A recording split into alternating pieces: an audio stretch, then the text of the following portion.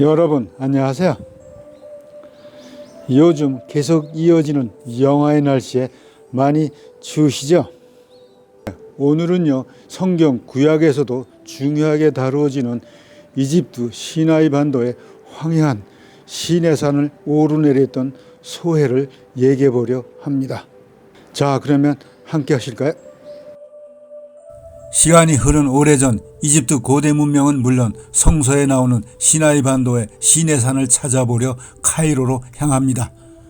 그런데 이 지역은 여전히 예전과 조금도 다름없는 긴장 지역임을 알 수 있습니다. 그럼에도 이곳을 찾는 발길은 끊이지 않고 있지요.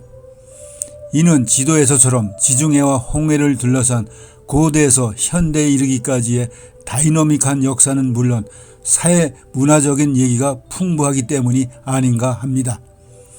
특히 이 지역은 하나인 것 같으면서도 여럿이고 여럿인 듯 하면서도 하나처럼 보이는 사막의 신기루 같다는 생각마저 듭니다. 사실 지금도 많은 사람들은 이곳을 찾아 우리 인류 문명의 뿌리를 보고 싶어 합니다. 이에 동행한 김광종 박사와 함께 시내산을 오르기에 앞서 카이로 인근 피라미드와 스핑크스 등은 물론 날강 상류를 따라가며 이집트의 다양한 고대 문명 유적과 오늘날의 이집트 모습을 직접 보는 기회를 갖습니다. 특히 이 지역은 기원전 약 2500년경 건립된 스핑크스와 피라미드 등등 고대 문명 유적을 보기 위해 이미 기원전 5세기경부터 고대 그리스인과 로마인들도 자주 찾았던 유명 관광지였다는 것을 생각하면 고대 나일 문명은 우리 인류의 보물이라 하지 않을 수 없지요. 그래서 나중에 이 지역의 흥미로운 여정을 영상으로 담아 올릴 생각입니다.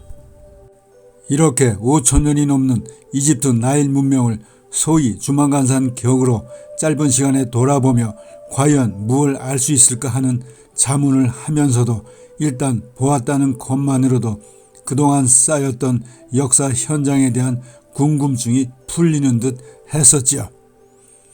누군가가 에베레스트의 정상만 바라보아도 생각이 달라질 것이라는 말이 실감나게 떠올랐기 때문입니다. 이제 카이로에서 미니버스를 타고 수에즈 운하를 건너 시나이 반도로 들어갑니다. 사실 시나이 반도는 아시아와 아프리카의 접점으로 대부분 사막지대입니다. 그런데 수에즈 운하는 이집트 외화 수입의 3분의 1 정도를 차지하는 중요한 곳입니다. 김 박사와 둘이서 먼저 시내산에서 가까운 해변가 휴양지에 자리한 베두인이 주로 거주하는 마을의 작은 흰색 숙소를 잡습니다. 마침 주인은 친절하게 바다 산호를 보며 즐기는 스노우클링과 시내산 등정을 하는데 큰 도움을 주더라고요. 홍해의 푸른 바닷속 산호초 유혹에 끌려 스노우클링 마스크를 하고 출렁이는 물결 아래 펼쳐지는 매혹적인 형형색색의 산호초와 물고기에 이끌려 해안에서 제법 떨어진 곳까지 나오며 물속을 감상하던 중 갑자기 가슴이 철렁 내려앉는 듯한 광경에 급히 되돌아옵니다. 얕게 이어지던 산호초가 끝나고 갑자기 깊고 어두운 듯한 바닥과 바다 절벽이 보였기 때문이었죠. 처음 당한 경험이라 숨을 가다듬고 다시 어떤 것인지 보고 싶어 헤엄쳐 나갑니다. 바다 절벽이 시작하는 지점에 다시 와보니 절벽을 따라 유유히 유영하는 여러 명의 스쿠버 다이버들의 또 다른 세계에 감탄합니다.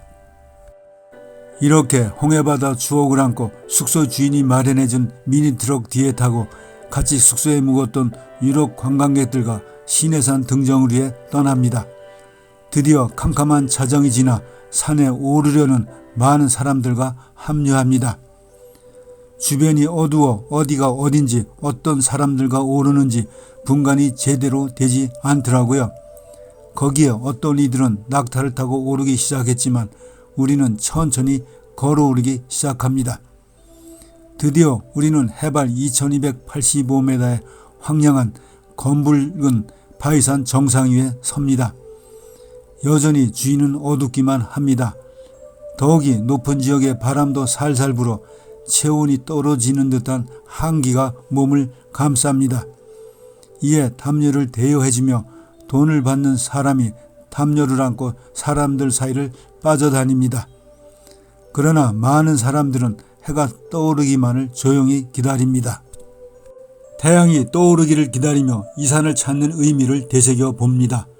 그리고 신의 산 하면 생각나는 영화 몇 번이나 보았을까. 영화 10개 장면들이 머리를 스칩니다. 하나님이 모세에게 십계명을 주신 산으로 출애굽기에서 가장 큰 상징적인 존재이자 성산인 이 멀고 험한 곳을 찾는 이들의 마음을 헤아려 봅니다. 거기에 세상 모든 이들에게 많은 축복을 내려주소서라는 간절한 기도의 마음도 생깁니다. 드디어 동력에 해가 오르기 시작합니다. 조용히 침묵하던 사람들은 기다렸다는 듯이 일어나 이를 음미하며 환성을 지릅니다. 이때 갑자기 한국에서 온 기독교 단체 순례자들의 우리말 기도 소리와 찬송가 소리가 우렁차게 들립니다. 순간 다른 순례자들은 놀란 듯 조용히 얼른 끝나기를 기다리는 듯한 모습이었습니다. 서서히 태양이 높아지면서 시내산은 붉은 빛을 띤 신비스러운 모습으로 변해갑니다. 이는 감히 누구도 범할 수 없는 산세의 모습은 신성스러움 그 자체였습니다. 주변의 산들은 온통 황량하고 험준한 바위산으로 둘러싸여 애굽에서 탈출하여 이곳까지 온 당시 유대인들의 역경과 고난을 짐작할 수 있습니다. 기독교와 이슬람교의 공동 성지인 시내산 정상에 세워진 모세 기념교회를 둘러보며 왠지 하산할 발길이 잘 떨어지지 않음을 느낍니다. 당시 모세가 8번이나 올라 기도하며 고난을 자초한 이유를 알면 알수록 숙연해지기만 합니다. 이제 순례자들과 함께 하산하기 시작합니다. 이번에도 우리는 계단길을 따라 걸어 내려오며 시내산 1200m 자락의 성 캐더린 수도원을 만납니다. 이 수도원에서 4세기경에 1500년 이상의 신약 성경 사본이 1844년 독일학자에 발견된 일은 그간 전쟁 등 온갖 어려움에도 보관되었다니 대단한 일입니다. 지금은 러시아에서 대형 박물관으로 옮겨져 있지요. 이제 붉은 해돋이의 빛을 받아 신비스러운 시내산 모습을 뒤로하며 다음 행선지로 발길을 옮깁니다.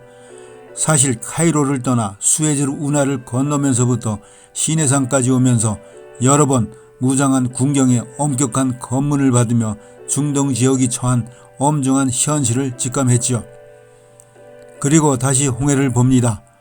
모세가 홍해를 갈라 이스라엘 백성을 구했듯이 어려운 일로 가득한 지구상의 여러 문제들을 홍해를 가르듯 새로운 기적을 보여주시어 우리 모두가 보편적인 자유와 평화스러운 삶을 누렸으면 하는 바람으로 다시 푸른 홍해를 응시합니다. 여러분 잘 보셨나요? 어두운 새벽을 뚫고 산 위로 떠오르는 붉은 태양을 보며 많은 순례객들이 내는 탄성 소리가 아직도 귀에 쟁쟁합니다. 그러다가 붉게 물든 바위산을 바라보며 많은 순례객들은 탄성 소리 대신 숙연해진 모습은 의미는 무엇일까?